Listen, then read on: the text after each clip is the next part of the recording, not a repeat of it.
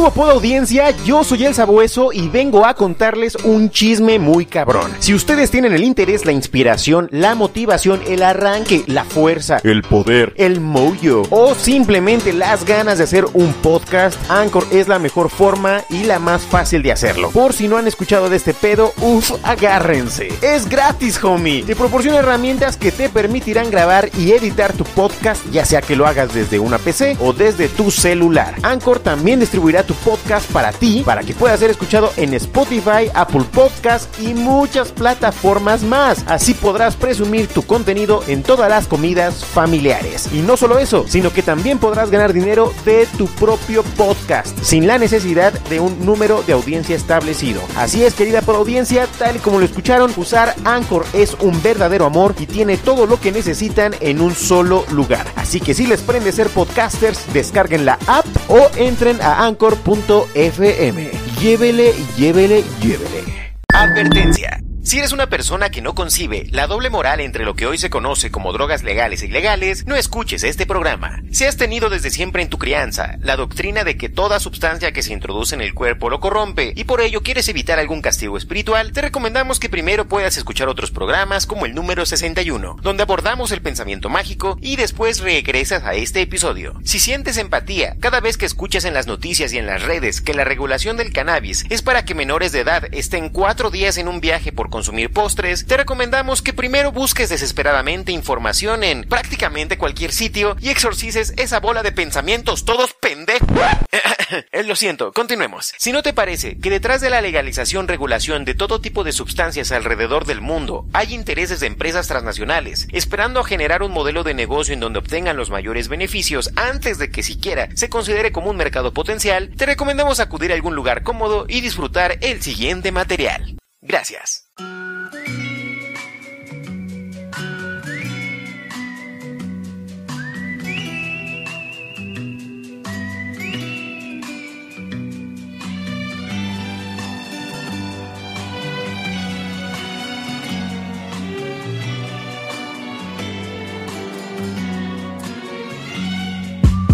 ¿Qué hubo, poda audiencia? Reciban la bienvenida al único podcast que obtiene sus poderes de su sistema endocannabinoide. ¡Agora! ¡Te quiero, nene! Yo soy el Sabueso y ya que hoy se dio la oportunidad, me quiero referir a un tema que durante los últimos días ha vuelto a estar de moda, que de hecho aún existiendo resistencias mediáticas e ideológicas, regresa con mayor relevancia por la inevitabilidad de su destino y utilidad: el cannabis. Pinche Sabueso, no le entras chido al tema, no le tengas miedo al éxito, papi. Es la mota, la marihuana, la mosh, la ganja de la verde, Macoya, diosa verde, diosa diabla, doña Juanita, María Pepa, la Mary Poppins, Mastuerzo, Material, Mostaza Montés, Fitoca, Chabela. Sí, hay miles de formas para referirse al cannabis, pero la realidad es que incluso en el lenguaje es donde comienza el ataque y el desprestigio a una planta que su único pecado, así como el de muchas otras medicinas, ha sido simplemente existir. Es cierto que comencé diciendo que decidí abordar este tema por la subida al mame del momento. Sin embargo, he pasado meses tratando de hacer un podcast que reflejara el nivel de pedagogía que considero necesaria para destripar prejuicios y entablar un diálogo desde el conocimiento y la información, no solo desde recetas aprendidas. Pero ahora me doy cuenta de ¿para qué? Al momento, la podaudiencia de este podcast cuenta con un amplio abanico de alternativas donde al alcance de un clic pueden descubrir de la mano de muchas creadoras y creadores de contenido, que por cierto más adelante recomendaremos, que podrán animarles a tomar el viaje y transformar su sistema de creencias alrededor de la planta más buena onda de este mundo semiazul. Por lo tanto, me decido a que durante los siguientes minutos derribemos una muralla anterior y abordemos el incómodo tema de que muy probablemente el tema de la regulación y de la descriminalización de la marihuana tenga que ver con aspectos más mercantiles y de otros intereses creados que con aspectos que estén relacionados con la seguridad y protección de la población.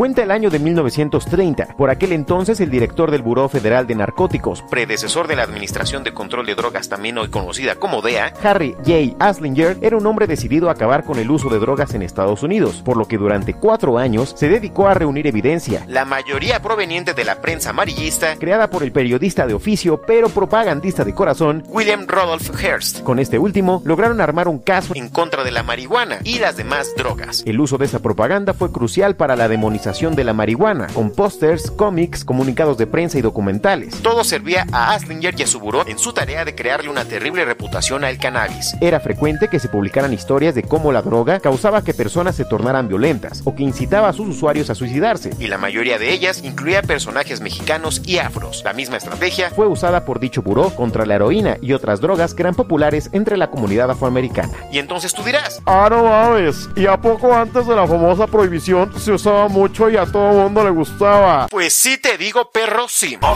cabrón! Decimos todos. La planta cannabis sativa ha estado asociada a la humanidad desde hace milenios. Sus primeras referencias remontan a China hace aproximadamente 10.000 años, y desde entonces el ser humano le ha sacado provecho, ya que esta es de rápido crecimiento. De esta poderosa planta surgieron las primeras fibras de uso textil, de los cuales se tienen registros históricos, y conforme fueron avanzando las tecnologías, surgieron nuevos usos para el cáñamo, como alimento. Las plantas y las semillas se pueden consumir, así como el aceite de la semilla, para ropa, biocombustible, cuerdas para la navegación y papel. La cepa utilizada para la obtención de dichos productos se conoce como cáñamo y difiere de la que se utiliza con fines psicoactivos, debido a que el cáñamo contiene niveles bajos de delta-tetrahidrocannabidol y altos niveles de cannabidol, el cual es un cannabidoide mucho menos psicoactivo y con muchas aplicaciones médicas importantes. En cambio, la marihuana recreativa proviene de otra cepa del cannabis sativa, que contiene altos niveles de delta-tetrahidrocannabidol, además de no ser óptima para uso industrial. En el canal de YouTube House of Weed podrán encontrar de forma más extensa y mucho mejor explicada todo este embrollo, por si quieren profundizar en esta historia de caos y destrucción. Continuemos. Una vez teniendo esto en consideración, la pregunta obvia sería: ¿qué motivó y, no olvidemos, financió a Anslinger para la prohibición? Pues la razón es la misma de siempre, y la que indirectamente ha motivado muchos de los desenlaces de la historia de la humanidad: el dinero, la marmaja, la lana. Pues a principios del siglo XX, el cannabis se plantaba en la gran mayoría del hemisferio norte, ya que la industria del cáñamo era una de las más grandes y de las más fuertes. Curioso pensar que los directores de los periódicos de aquel entonces dependían de la industria de la madera para hacer justamente su producto, una industria que competía con la del cáñamo. En esos años, la última oleada de inmigrantes de Estados Unidos venía de México, y con ella empezaron a surgir sentimientos racistas y xenófobos de la sociedad blanca estadounidense hacia los mexicanos que llegaban. Incluso empezaron a llamar a la planta marihuana y no cáñamo, alegando que era su nombre en español. Los sentimientos racistas de la sociedad blanca estadounidense eran fuertes, y la prensa amarillista no esperó para crear rumores acerca de los efectos de la marihuana, entre otras cosas, que causaba enfermedades mentales y propiciaba que la gente cometiera crímenes, de modo que se asoció su consumo con la violencia de la época y se le veía como una droga perniciosa. Aquí un pequeño test. Pregunten a una persona mayor o que abiertamente esté en contra del consumo de la marihuana de por qué consideran que es malo su consumo, y seguramente abordarán alguna de las razones anteriormente expuestas. No se espanten, es simplemente el resultado de una propaganda efectiva. Durante esta época de campaña contra la planta, apenas empezaban a estudiar sus efectos y sus diversos cannabinoides en la salud humana. Incluso, la Asociación Médica Americana publicó un reporte desmintiendo muchas de las falacias de Anslinger. Profesionales médicos se acercaron a él para tratar de convencerlo de que la planta de la marihuana tenía propiedades medicinales y que no causaba enfermedades mentales como él aseguraba. Todo intento por hacerlo cambiar de opinión se vio frustrado y fue respondido con amenazas. Anslinger no podía controlar el tráfico de drogas, pero sí tenía mucha influencia en el flujo de ideas, y la ciencia en ese momento era su enemiga. En años posteriores se intentó, por lo menos en una ocasión, revisar la recategorización de la marihuana y su posible descriminalización. En el gobierno del presidente Richard Nixon, en los United States, se probó que la marihuana era por lo menos igual de segura que el alcohol, por lo que se propuso su descriminalización. Sin embargo, Nixon tenía dos enemigos en 1972, el sentimiento antiguerra y la población negra. No podía arrestar o criminalizar a ninguno de los dos, pero sí a las drogas que consumían. John Ehrlichman, asistente de asuntos internos del presidente Nixon, confesó años más tarde: sabíamos que no podíamos hacer ilegal el estar en contra de la guerra o ser negro, pero al hacer hacer que el público asociara a los hippies con la marihuana y a los negros con la heroína, y después criminalizando pesadamente las dos, podríamos quebrantar a ambas comunidades. Podríamos así arrestar a sus líderes, saquear sus hogares, interrumpir sus reuniones y difamarlos noche tras noche en las noticias nocturnas. ¿Que si sabíamos que estábamos mintiendo sobre las drogas? Por supuesto que sí. America's public enemy number one in the United States is drug abuse. Hasta hace algunos años, en Estados Unidos a nivel federal, solo el National Institute on Drug Abuse podía conducir estudios científicos con marihuana y tiene estrictamente indicado estudiar solo los posibles daños, más no los beneficios. Aquí en los Méxicos, durante la época revolucionaria hubo intentos de regular diferentes sustancias psicoactivas, sobre todo los opiáceos. México fue entonces uno de los países que firmó la Convención de La Haya en 1912, cuando Francisco I. Madero era presidente, la cual estipulaba la prohibición de los usos no medicinales del opio y la regulación de su compra y venta. Entre las primeras posiciones oficiales respecto a las drogas se encuentra la del 5 de julio de 1916, cuando la Comisión de Boticas emitió un dictamen en el cual se establecían cláusulas para regular la venta de narcóticos. Desde entonces, las leyes que prohíben el consumo y tráfico de drogas se vieron prominentemente influenciadas por los intereses de Estados Unidos y por las ideas de Anslinger. Así, la marihuana pasó a ser una droga de uso común a una altamente prohibida y penada, sin haber representado un problema de salud pública en ningún instante. Así es, en ningún momento, porque en México desde que llegó la marihuana junto con los españoles durante la colonia para el sector textil, en México le sabemos a la pachequeada. O desmiénteme, maestro, dígale, ¿sí o no? Pues les digo la verdad. ¿Qué pasó? ¿Cómo que maestro? Pues más bien profesor. Maestro es acá, el que hace las mezclas, el que ya sabe, el adobe, esas ondas, ¿no? Profesor, hijo. A ver, pero es que como que ya me perdí. ¿Qué quieres como que decir? ¿O qué onda, hijo? Ve al punto, cabrón. No te entiendo. ¿Qué onda o qué? Pues quién sabe, la verdad creo que no. Pues como que no te das cuenta como que no hay onda ahí. Es que como que entiéndeme, le falta como que es acá la sabrosura, el infinito, ya sabes, cero maldad, hijo. ¿Estás seguro de que puedes soportar la verdad, hijo? Yo creo que no estás preparado. Pues no estás preparado, mi chavo. Yo creo que no vas a poder. Órale, pues igual te aguantas, hijo. ¿Sabes qué le falta al rock, hijo? ¿Sabes qué le falta? Eso es lo que le falta. Eso es lo que le falta, hijo.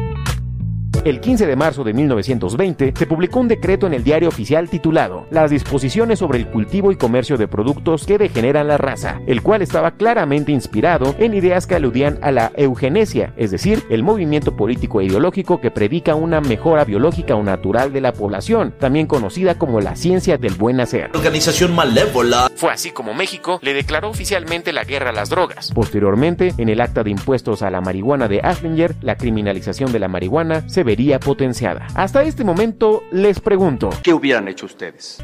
No, ya en serio. ¿De verdad no creen que es un aspecto de soberanía y de autonomía económica y hasta energética el tema de la regulación del cannabis? Si lo ponemos en términos prácticos, sin querer tocar el enorme fondo que tiene esta conversación, la autollamada Cuarta Transformación tiene aquí la respuesta de cómo piensa financiar el futuro de los programas sociales insignia de esta administración y además de cómo lograr ese prometido crecimiento sostenido del 4 al 6% anual. Del lado de la industria, se podrían plantear un plan de conversión sistémica donde las actuales industrias madereras e incluso mineras sean las principales participantes en la aplicación del cáñamo en los productos y servicios nacionales. Estímulos para que desde emprendedores, MIPYMES y pymes puedan aplicar el cáñamo en sus procesos de producción, que potencien así sus productos finales para que puedan exportarse y así asegurar un sello mexicano a nivel internacional. Ya pensando en la enorme deuda social que tiene el Estado con la población, aquí está la respuesta para que comunidades enteras de campesinos e indígenas que hoy en día se encuentran en la incapacidad de cambiar de actividad económica y por lo tanto se ven orilladas a entrar en la perversa lógica del narcotráfico, encuentren una alternativa de movilidad social donde sean ellas y ellos quienes decidan sus destinos. Otro punto innegable es la situación de nuestra sociedad actual. Casi todas las sustancias que hoy en día son auspiciadas por el discurso del mercado tienen por objeto el potenciar nuestras energías, de hacernos rendir más, de no cansarse, de no tener necesidades que interrumpan nuestra atención y rendir en nuestras respectivas responsabilidades. Nuevo Amper Energy Drink, una nueva bebida energizante. Su exclusiva fórmula te da energía para cualquier momento.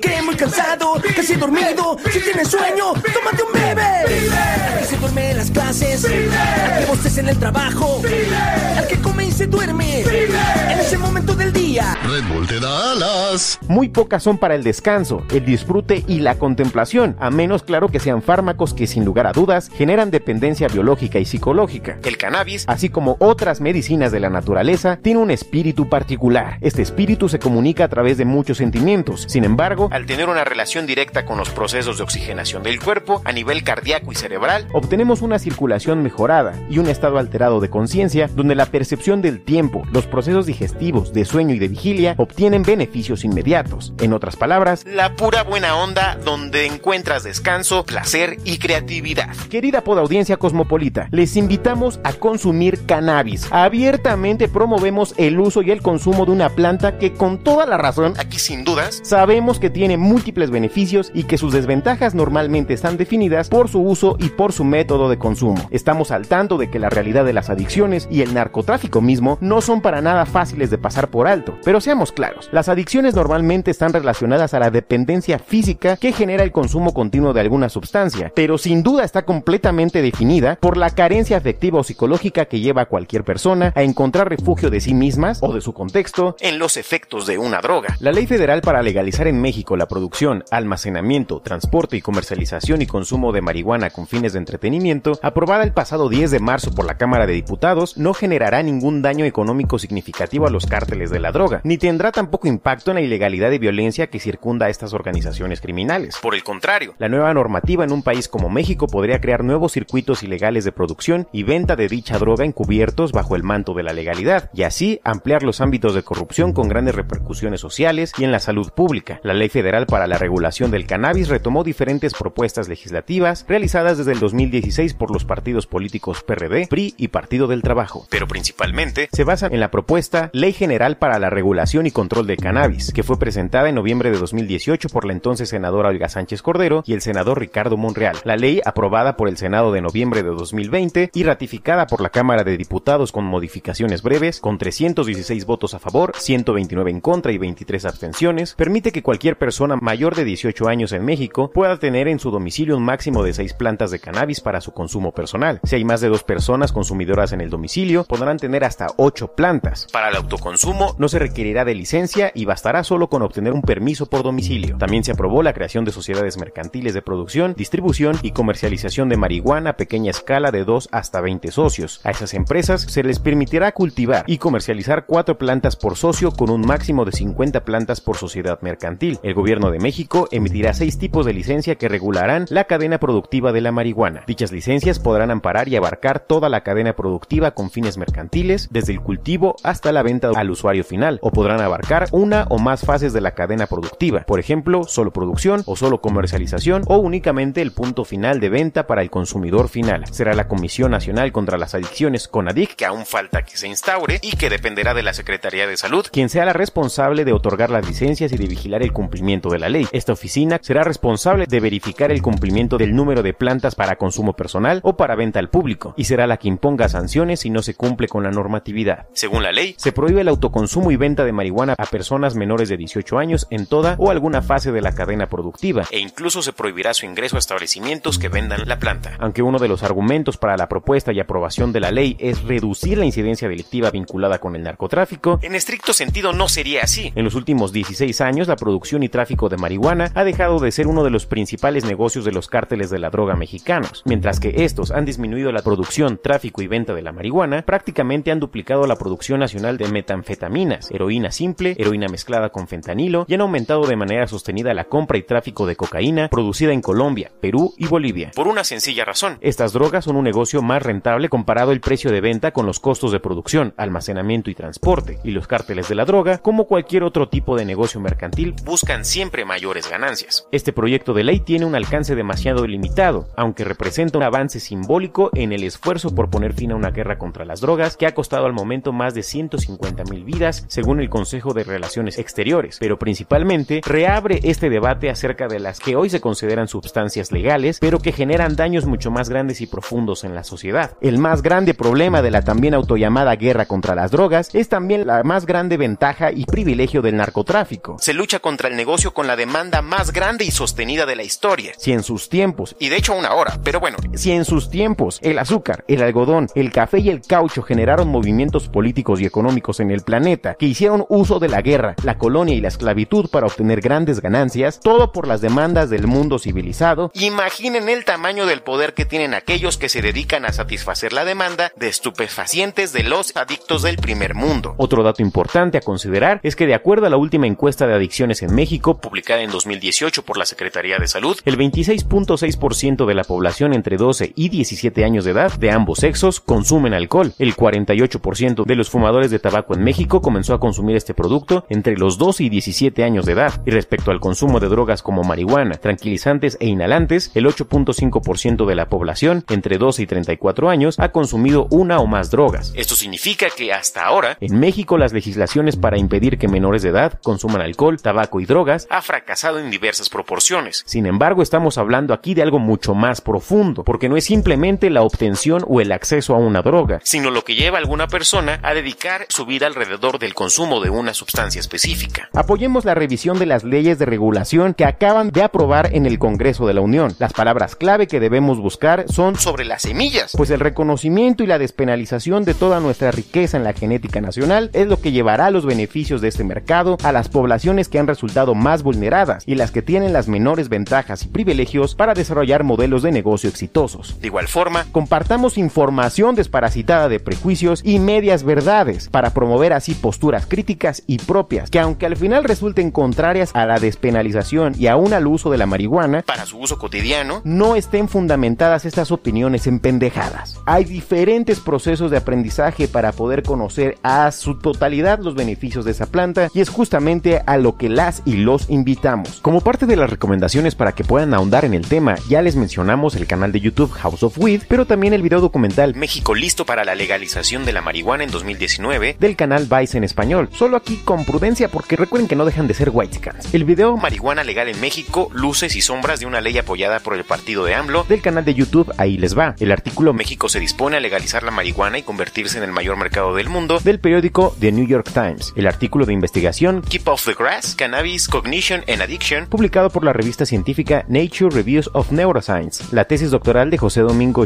Benini, La prohibición de la marihuana en México, 1920 a 1940, y el artículo La prohibición de la marihuana en Estados Unidos y México, una historia donde la ciencia tuvo poco que ver, de Rodrigo Pérez Ortega, publicado en la revista de Cultura Científica de la Facultad de Ciencias en la Universidad Nacional Autónoma de México. De igual forma, les invitamos a revisar las acciones de diferentes colectivos y asociaciones que promueven la buena reputación del cannabis a través de la educación y su uso medicinal, como lo son Mamá Cultiva, una fundación sin fines de lucro vinculada a la Fundación Daya en una sinergia colaborativa que tiene por objeto agrupar a madres de niños con epilepsia refractaria, cáncer y otras patologías que no han encontrado una mejoría con la medicina tradicional, para que así reciban y utilicen el cannabis medicinal, atendiendo a los maravillosos resultados que esta terapia ha logrado. También podemos mencionar a Canativa, una organización de la sociedad civil integrada por un equipo multidisciplinario especializado en la investigación del potencial y promoción de la cultura del uso responsable de las plantas medicinales, como lo es el cannabis. Nuevamente, querida podaudiencia sabia y conocedora de este podcast, consuman cannabis, consuman responsablemente y obtengan ustedes una experiencia distinta a lo que han vivido antes. Prueben este espíritu, entréguense a las medicinas que esta Pachamama nos regala y tratemos, por poco que sea, por pequeñísimo que signifique, pero poco a poco construyendo un camino mucho mejor. Y hasta aquí con este humilde programa desde este Ágora Cosmopolita en la Casa del Sabueso. Nos escuchamos muy pronto con más contenido de las voces de nuestros demás talentos que están en este rincón cerca del cielo. Yo soy el Sabueso, pásenla excelentemente bien.